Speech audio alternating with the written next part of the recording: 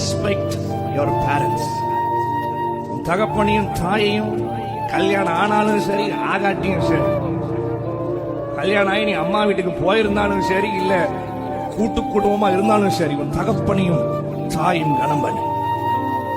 உங்க அப்பா அம்மா போன் பண்ண உடனே எடுத்து அப்பா அப்பா வை வை வை வை சொல்லாத.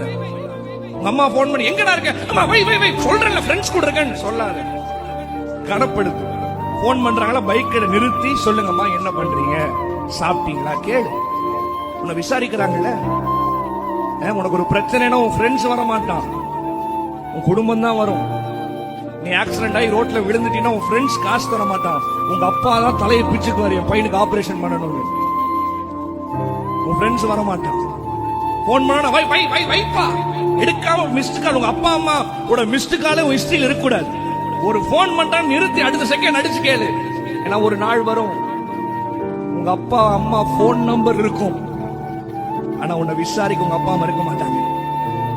அடக்கம் பண்ணிட்டு வந்ததுக்கு அப்புறம் வீட்டுக்குள்ள உங்க அப்பா உட்கார்ந்த சேர பாப்பேன், உங்க அம்மா இருந்த கிச்சனை பாப்பேன், அவங்க இருக்க மாட்டாங்க. சாப்பிட்டியான்னு உண்மையா கேட்கறதுக்கு ஒரு மனசு இருக்காது. இருக்கும் பொழுதே அவங்கள ரெஸ்பெக்ட் பண்ணு.